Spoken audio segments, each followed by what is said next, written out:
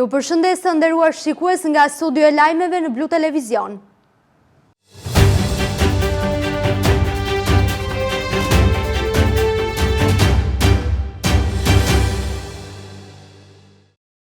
Prefektja e Qarkut të Vlorës Evi Sallushi ka vlerësuar me certifikat mirënjohje për kontributin në situatat emergjente dhe në shërbim të qytetarëve zjarfiksin Luan Kapaj dhe specialistin e zonave të mbrojtura Nexhip Hysolakoj në një ceremoni të zhvilluar në prefekturë.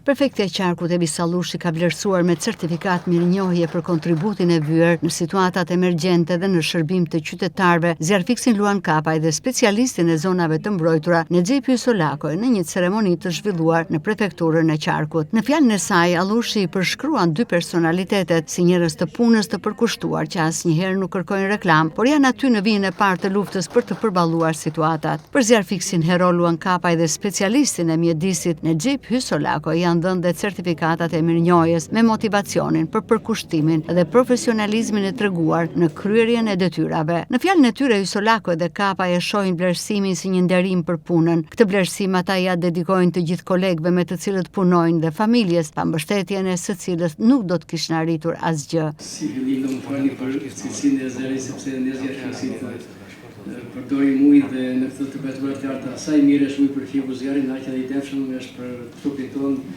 kur ne nxjerrim nga kjo temperaturë e lartë. Faleminderit zonja prefekte, faleminderit pranishëm.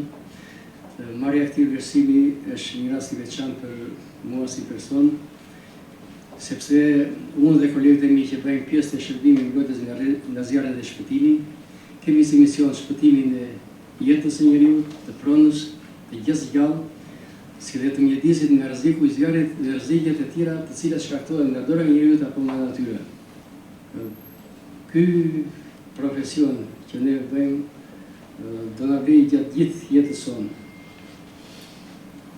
Faleminderit zonja prefekte, do t'i shërbej vendin tim deri në momentin e fundit të jetës time.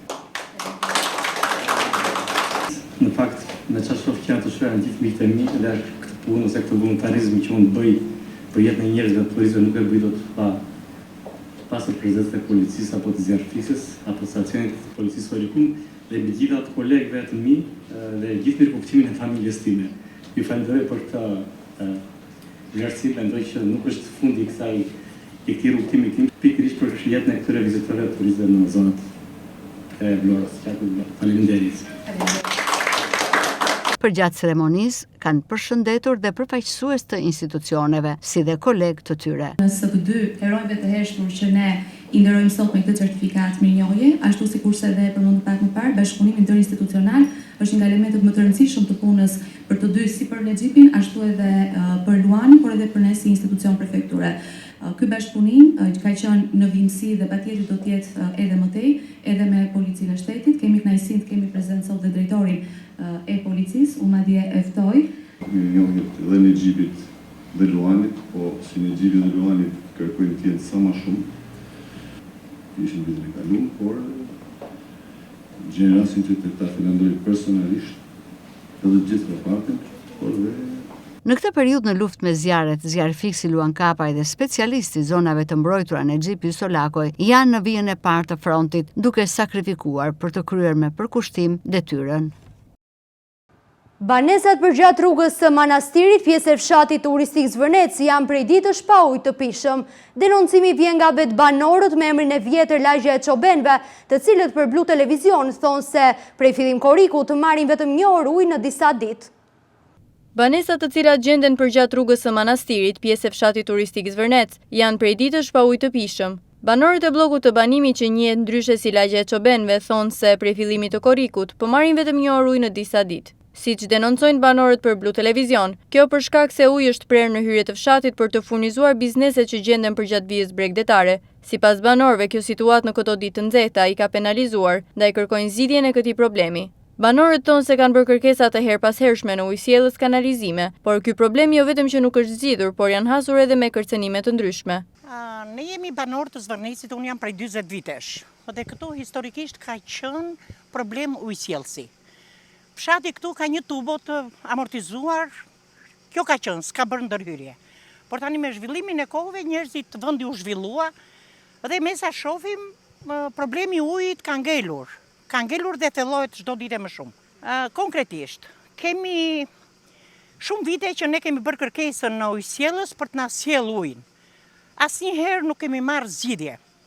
Vitin e kaluar na kanë lënë 1 muaj të gjithë pa pikën e ujit. Na i presin ne sepse këta thonë që ne jemi vetëm 4 abonent këtu që marrim ujë dhe këta thonë u ja mbyllim juve që të vej ujit në fshat. Faktikisht nuk është ky problemi. Unë po ta shifni sahatin që nga viti kaluar deri tani, prej 15 muajsh që është vënë sahati, unë kam harxuar vetëm 42 metra kub ujë, një familje e tërë. Ndërsa, zotërinjt kanë hapur linjat buzës së detit dhe kohët e fundit ata kanë hapur një lokal të ri, po të veni ta shifni tek Teci, dhe gjithë uji i lagjes shkon aty, gjithë uji i fshatit. Asnjë sekond mund ta shifni kolonën, kolektori para 2 ditësh vjen në ustaj dhe heq krejt ato i vëtapën poshtë, mund ta filmoni, dhe dje ka ardhur tjetri i ka lidhur. Mbas 2 orëve erdhi inxhinieri bashkë me një punonjës dhe siç e shifni tubo është e shkëputur krejt. Me fjalë nuk qëndron puna tek ne. Po të vi ujë i rregullt në fshat, të paktën të kishim 1 orë ujë. Unë jam taksapaguese e rregullt, nuk i detyrojmë asnjë lek ujësjellësit, as shtetit. Jemi ankuar shumë herë. Vitin e kaluar ju a thash 1 muaj fare ne e kishim krejt të mbyllur, sepse kaluan një linjë të re, shumë të vogël në madhësi, uji i fshatit Zvërnec nuk qëndronte lagja e Çobenve, por qëndronte buza e detit, sepse çdo lokal i ri, gjithë zotërinjt që udhëheqin, që drejtojnë ujësjellësin, e shesin ujin në buzën e detit. Neve si qytetar kërkojmë të drejtën tonë më elementare, të vinë të na lidhin ujin. Të vinë të na lidhin ujin është gjëja më kryesore jetike. Uji është jeta jonë dhe neve na i marrin dhe këtë të drejtë.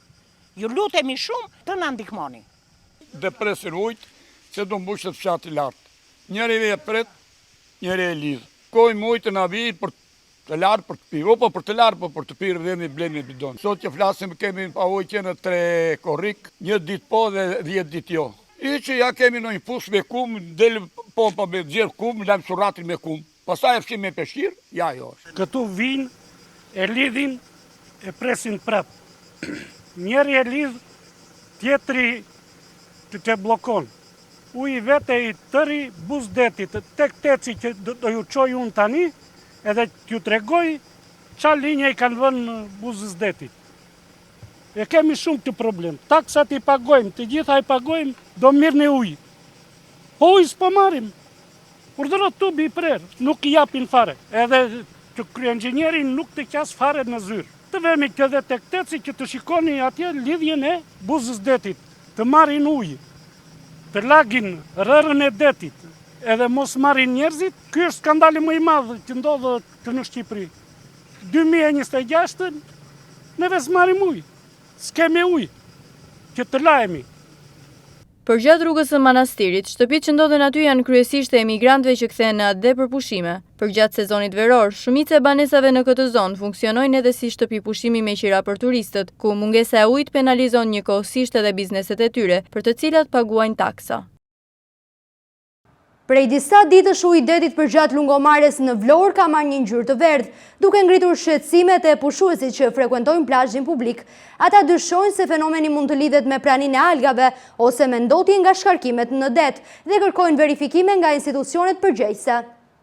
Prej disa ditësh uji i detit përgjatë lungomares në Vlorë ka marrë një ngjyrë të verdhë, duke shqetësuar qytetarët dhe pushuesit që kanë zgjedhur plazhin publik për të kaluar ditët e nxehta të verës. Ndryshimi i ngjyrës së ujit është i dukshëm pranë bregut, ndërsa pushuesit ngren pikpyetje për shkaqet që mund të kenë sjellë këtë situatë. Ata hedhin disa hipoteza nga prania e algave në det, të cilat në periudha të caktuara mund të ndryshojnë ngjyrën e ujit deri te anijet e mëdha apo edhe tragetet të cilët kryen itinerarin Vlorë, Brindisi dhe Anasjellta. Por për pushuesit shqetësuese është edhe aroma që shoqëron ujin, çka sipas tyre bën situatën më të pazakont. Një tjetër shqetësim i ngritur prej tyre lidhet me kanalet e shkarkimit të ujrave në zonën e lungomares. Pushuesit pretendojnë se disa kanale derdhin ujra të ndotura në det dhe kërkojnë që institucionet vendore të verifikojnë nëse këto shkarkime kanë lidhje me ndryshimin e ngjyrës së ujit. Ja që bëjmë këtu të lungomare, të marrë me qira një shpitu, po që ndërojmë këtu. Çmimet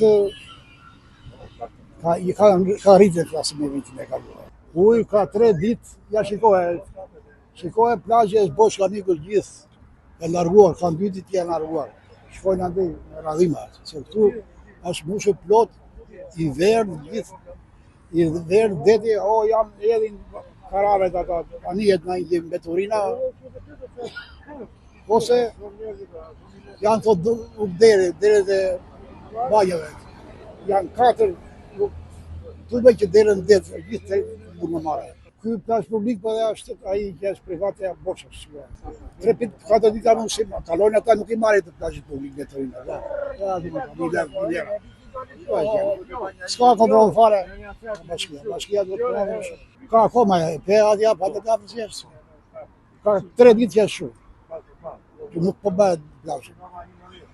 Edhe nesër po që kështu do ikim në punë në rrugës.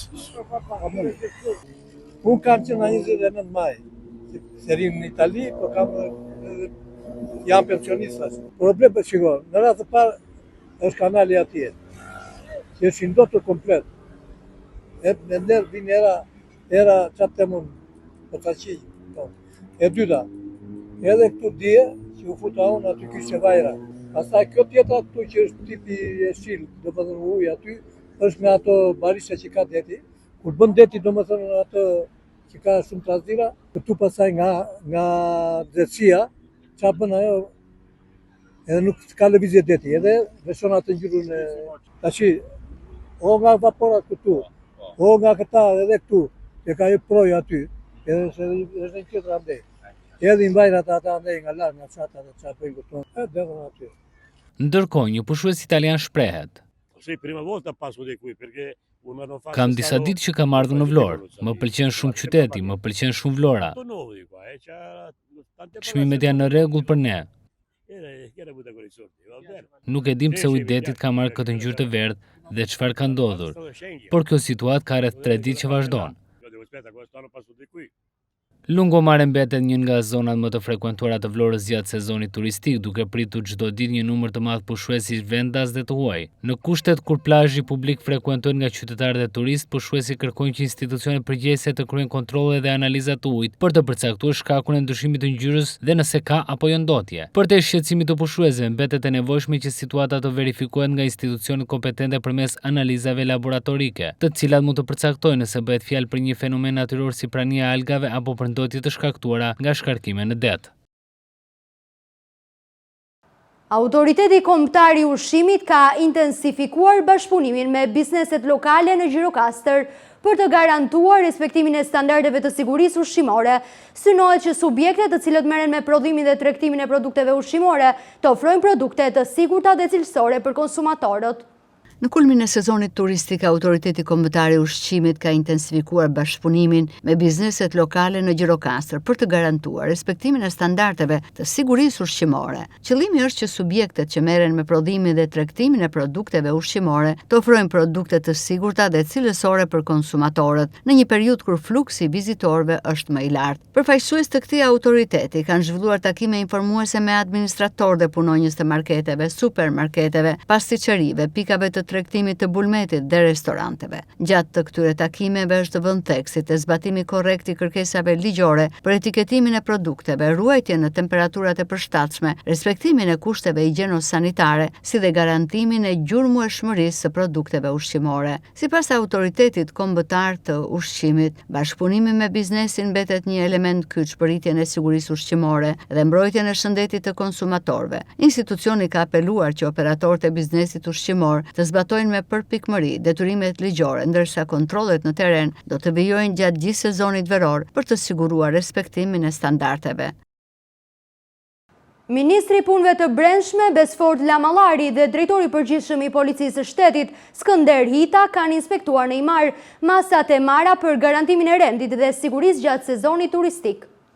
Ministri i Punëve të Brendshme Besfort Lamallari, drejtori i përgjithshëm i Policisë së Shtetit Skënderita dhe kryetari i Bashkisë Imar Bangjel Tavo kanë inspektuar masat e marra për garantimin e rendit dhe sigurisë gjatë sezonit turistik. Ministri i Punëve të Brendshme Lamallari tha se turizmi në Imar ka njohur rritje të vazhdueshme nga viti në vit, duke theksuar se bashkëpunimi mes Policisë së Shtetit dhe Pushtetit Vendor është thelbësor për t'u përgjigjur shqetësimeve dhe nevojave të qytetarëve dhe turistëve. Ai bëri të ditur se kontrollet përgjatë vijës bregdetare janë intensifikuar dhe se vetëm në 4 muajt e fundit janë sanksionuar 166 raste ku janë bllokuar mjete lundruese si jet ski, gomone dhe skafe, pasi kanë kryer manovra të rrezikshme brenda parametrit të sigurisë.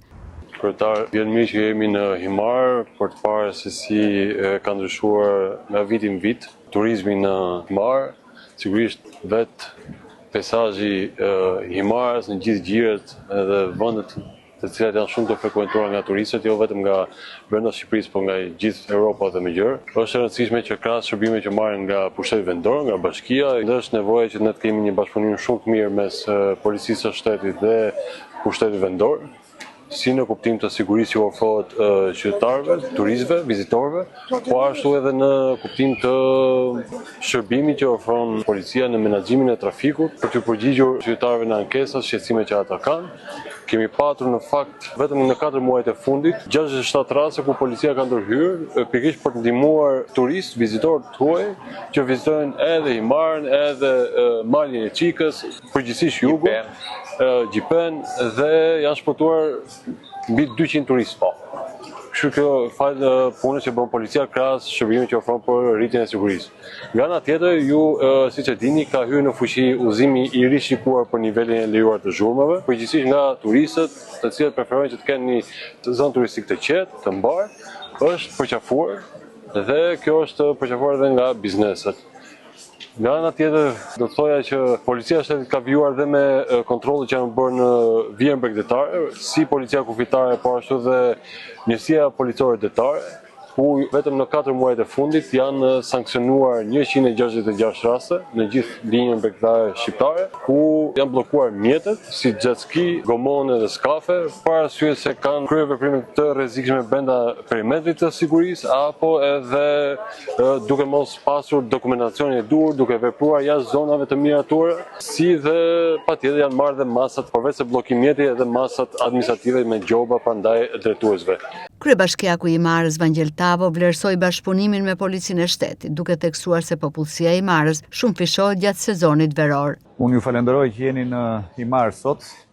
Kjo tregon vëmendjen e shtuar që policia ka ndaj sezonit turistik në gjithë Shqipërinë, por veçanërisht në Himar. Numri i banorëve të Himarës gjatë sezonit veror shumë fishohet dhe pa një bashkëpunim shumë të ngushtë dhe të mirë me policinë, me rendin, do të ishte pamundur që të flisnim për një sezon të suksesshëm dhe të sigurt turistik. Dua t'ju them dhe të shpreh kënaqësinë që ky bashkëpunim ka qenë i përsosur me policinë e rendit. Fal këtij bashkëpunimi ne kemi arritur që të kemi deri në këtë moment që po flasim një sezon shumë të sigurt turistik, ashtu sikur edhe ju përmendët në bashkëpunim me policinë, forcat tona zjarfikse kanë qenë pjesë e shpëtimit të turistëve që kanë humbur rrugën në malin e Çikës apo edhe në kanionin e Gjipes, por nga ana tjetër ndihmë e madhe e policisë ka qenë në qarkullimi rrugor ku gjatë sezonit veror fluksi i shtuar i makinave vizitorëve krijon problem në Himar me këtë infrastrukturë rrugore që kemi deri më sot. Nga ana tjetër një ndihmë e madhe është tek parkimi, por jo vetëm aq, në çdo aspekt dhe në çdo problematikë që ne hasim, që është sfidë për ne bashkëpunojmë me policinë dhe faleminderit sinqerisht për mbështetjen që kemi gjetur. Për sa i përket nivelit të zhurmave, por edhe qarkullimit të mjeteve të rënda dhe ndërtimit në bashkinë e Himarës, pasi dihet që turisti që vjen në Himar patjetër vjen për të pushuar, por vjen dhe për të argëtuar. Pra, në bashkëpunim me policinë kemi gjetur një ekuilibër dhe them që ka filluar mbar dhe po ecim mirë në drejtimin e menaxhimit të zhurmave. Shpresoj që ta mbyllim edhe këtë sezon me siguri maksimale për gjithë ushtruesit. Drejtori i përgjithshëm i Policisë së Shtetit Skënderita deklaroi se janë marrë masa të shtuara për garantimin e rendit dhe sigurisë publike, si dhe për sigurinë rrugore dhe detare, ndërsa njoftoi edhe një risi në shërbimet e policisë kufitare detare. Jemi në Himar, një ndër destinacionet turistike më të veçanta të Shqipërisë, edhe këtu Policia e Shtetit ka marrë masa për garantimin e rendit e sigurisë, por edhe për sigurinë detare, për sigurinë rrugore, si element kryesor të sigurisë që janë këtu. Për sa i përket sigurisë rrugore, dua të bëj me dije një risi që ne tashmë e kemi filluar gjatë këtij viti, ku kontrolli kufitar detar do bëhet në det. Pra nuk ka më nevojë që jatet apo anijet lundruese që do jenë në det të vinë tek pika e kalimit kufitar, por ne do të shkojmë aty tek ata dhe do të bëhet kontrolli direkt në sistemin TIMS, ku do hidhen të dhënat e të gjithë pushuesve që vinë dhe frekuentojnë Bregdetin tonë. Është për herë parë këtë vit dhe kjo është patjetër një zhvillim shumë i rëndësishëm për të rritur cilësinë e shërbimeve policore, për të ofruar më shumë rend, siguri dhe siguri detare. 10 trupa të ushtrisë së bashku me zjarfikësit dhe forcat bashkiake po punojnë në teren për të frenuar përhapjen e flagëve në Panahor të Mallakastrës. Në dispozicion të operacionit janë vendosur dhe mjete të specializuara zjarfikëse. Në vijën e parë të betejës me flakët janë vendosur forcat e armatosura, të cilat vijojnë ndërhyrjen për izolimin e zjarrit në Panahor të Mallakastrës. 10 trupa të ushtrisë së bashku me zjarfikësit dhe forcat bashkiake po punojnë në terren për të frenuar përhapjen e flagëve. Në dispozicion të operacionit janë vendosur edhe mjetet të specializuara zjarfikëse. Puna nga toka po mbështetet edhe nga ajri, ku helikopterët po ndërhyjnë në vatrat më problematike në një operacion të koordinuar për të vënë në kontroll situatën. Terreni i thyer, temperaturat e larta dhe vështirësia për të aksesuar disa prej vatrave e bëjnë ndërhyrjen veçanërisht të vështirë. Objektivi i forcave në terren është izolimi i vatrave aktive dhe ndalimi i avancimit të zjarrit drejt fshatit Vlosh dhe Ngraçan.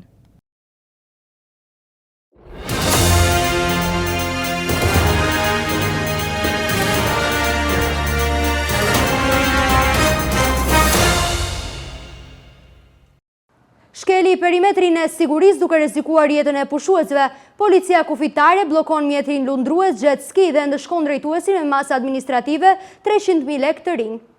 Shkeli perimetrin e sigurisë duke rrezikuar jetën e pushuesve. Policia kufitare bllokon mjetin lundrues jet ski dhe ndëshkon drejtuesin me masë administrative 300.000 lekë të rinj. Shërbimet e policisë kufitare dhe njësia policore detare kanë intensifikuar kontrollet dhe patrullimet përgjatë gjithë vijës Bregdetare, me qëllim garantimin e sigurisë së pushuesve dhe zbatimin e rregullave të lundrimit. Gjatë patrullimit në vendin e quajtur plazhi i Hidrovorit në zonën e Zvërnecit, shërbimet e policisë kufitare konstatuan një mjet lundrues jet ski, i cili kishte hyrë brenda perimetrit të sigurisë në zonën ku po laheshin pushuesit, duke rrezikuar jetën dhe sigurinë e tyre. Në përfundim të veprimeve administrative, mjeti lundrues u bllokua, ndërsa ndaj poseduesit të tij, shtetasit AV, u vendos masë administrative me vlerën 300.000 lekë të rinj në zbatim të legjislacionit në fuqi. Policia e shtetit apelon ndaj të gjithë përdoruesve të mjeteve lundruese dhe subjekteve që operojnë me to, të respektojnë perimetrat e sigurisë dhe rregullat e lundrimit, duke mos hyrë në zonat e përcaktuara për pushuesit. Çdo shkelje që cënon sigurinë e pushuesve do të ndëshkohet sipas ligjit. Rrugorët e qarkut të Vlorës kanë shtuar kontrollet në akset kryesore me dronë, radar dhe automjete inteligjente. Gjatë periudhës 1 deri në 6 gusht janë arrestuar ose proceduar penalisht 24 drejtues mjetësh për shkelje të ndryshme, ndërsa në të gjithë qarkun janë vendosur 3.344 masa administrative për shkelje të kodit rrugor. Policia rrugore e Vlorës dhe Sarandës vijojnë monitorimin intensiv të akseve rrugore në të gjithë qarkun me përdorimin e dronëve, radarëve dhe automjeteve inteligjente me qëllim parandalimin e aksidenteve rrugore dhe menaxhimin e trafikut me fluks të shtuar automjetesh. Në fokus të kontrolleve janë drejtuesit e mjeteve që drejtojnë në efektin e alkoolit pa leje drejtimi, te kalojnë shpejtësinë e lejuar apo kryejnë manovra të rrezikshme, shkelje që shpesh bën shkak për ngjarje rrugore me pasoja. Si rezultat i kontrolleve gjatë periudhës 1 deri në 6 gusht 2026 janë arrestuar dhe procedur penalisht 24 drejtues mjetesh. Konkretisht, 14 janë arrestuar për drejtim të mjetit në gjendje të dehur. Një është arrestuar për drejtim të mjetit pa leje drejtimi dhe për shkelje të rregullave të qarkullimit rrugor me pasojë. 4 janë procedur në gjendje të lirë për drejtim të mjetit pa leje drejtimi. 5 janë procedur në gjendje të lirë për shkak të shkeljes së rregullave të qarkullimit rrugor me pasojë dëmtime të lehta. Gjatë kësaj periudhe në qarkun e Vlorës janë vendosur gjithsej 3.344 masa administrative për shkelje të ndryshme të kodit rrugor. Konkretisht, 1084 masa administrative për te kalim të kufive të shpejtësisë, 605 masa administrative për mosporderimin e kaskës mbrojtëse, 10 masa administrative për parakalimet të gabuara, 41 masa administrative për mosporderimin e ripit të sigurimit, 59 masa administrative për xhama të zi, 10 masa administrative për mosdhënie përparësie këmbësorëve, 33 masa administrative për përdorimin e celularit gjatë drejtimit të mjetit, 8 masa administrative për pozicionim të gabuar të mjetit, 57 masa administrative për drejtim mjeti nën efektin e alkoolit, 1437 masa për shkelje të tjera të kodit rrugor. Kontrollet e policisë rrugore do të vijojnë në të gjitha akset urbane, interurbane dhe rurale në Vlorë dhe në Sarandë, duke përdorur të gjitha mjetet logjistike bashkëkohore me qëllim rritjen e sigurisë rrugore dhe parandalimin e aksidenteve. Policia rrugore apelon për të gjithë drejtuesit e mjeteve që të respektojnë me rigorozitet rregullat e qarkullimit rrugor dhe të kontribuojnë në krimin e një mjedisi më të sigurt për të gjithë përdoruesit e rrugës.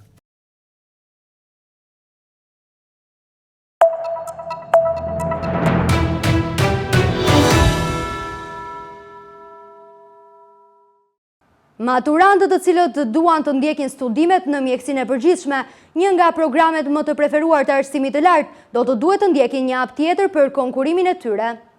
Maturantët të cilët duan të ndjekin studimet në mjekësinë e përgjithshme, një nga programet më të preferuara të arsimit të lartë, do të duhet të ndjekin një tjetër hap për konkurimin e tyre. Nga data 6 deri më 10 gusht do të jenë të hapura aplikimet për provimin e pranimit, që duhet të aplikohet me detyrim për të gjithë maturantët të cilët e kanë preferencë të tyre këtë program studimi. Regjistrimi për provimin do të kryhet online përmes portalit e-Albania. Kandidatët duhet të zgjedhin shërbimin aplikim për provimin e pranimit në universitet, të plotësojnë formularin elektronik dhe të ngarkojnë mandatin përkatës të pagesës përpara se të dërgojnë aplikimin. Pas përfundimit të procedurës, secili aplikant do të pajiset me një kod unik. Përmes këtij kodi do të kenë mundësinë të ndjekin statusin e aplikimit, ndërsa njoftimet do t'i marrin në adresën e emailit dhe në e-Albania. Pra, vetëm përzgjedhja e mjekësisë së përgjithshme mes preferencave në e-Albania nuk mjafton për të vijuar konkurimin. Kandidatët që nuk regjistrohen për provimin e pranimit humbasin të drejtën për të konkuruar për programin mjekësie e përgjithshme, edhe nëse e kanë renditur atë mes preferencave të tyre.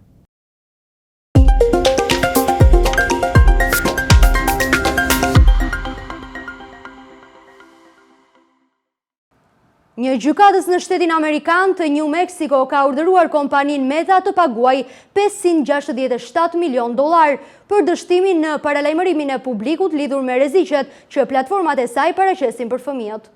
Një gjykatës në shtetin Amerikan të New Mexico ka urdhëruar kompaninë Meta të paguajë $567 milion për dështimin në paralajmërimin e publikut lidhur me rreziqet që platformat e saj paraqesin për fëmijët. Vendimi përbën gjobën më të madhe të vendosur ndonjëherë ndaj kompanisë për çështje që lidhen me sigurinë e fëmijëve. Gjykatësi Bud Shade e cilësoi Metan si një shqetësim publik duke krahasuar ndikimin e saj me ndotjen e ajrit. Sipas tij, algoritmet dhe përmbajtja e platformave të kompanisë kanë kontribuar në dëmtimin psikologjik të fëmijëve dhe ekspozimin e tyre ndaj shfrytëzimit seksual. Për këtë arsye ai urdhëroi krijimin e një fondi që do të financojë programe për zbutjen e dëmeve të shkaktuar. Në vendimin e tij, gjykatësi theksoi se efektet e platformave të Metas nuk kufizohen vetëm në internet, por shtrihen edhe në jetën reale, duke krijuar pasoja për fëmijët, familjet, shkollat, sistemin shëndetësor dhe organet e zbatimit të ligjit. Kjo është hera e parë që një shtet amerikan fiton me sukses një proces të tillë kundër Metas për sigurinë e fëmijëve. Kompania po përballet gjithashtu me mijëra paditë ngjashme në Shtetet e Bashkuara, ndërsa më herët gjatë këtij viti humbi dhe një çështje tjetër gjyqësore në Los Angeles me pretendime të ngjashme. Ndërkohë Meta, e cila zotëron Facebook, Instagram, WhatsApp, kundërshtoi vendimin dhe njoftoi se do ta apelojë atë. Në një reagim zyrtar, kompania tha se investon vazhdimisht në sigurinë e përdoruesve, se ka qenë transparente për sfidat në identifikimin e përmbajtjeve të dëmshme dhe se mbetet e bindur në efektivitetin e masave të saj për mbrojtjen e adoleshentëve.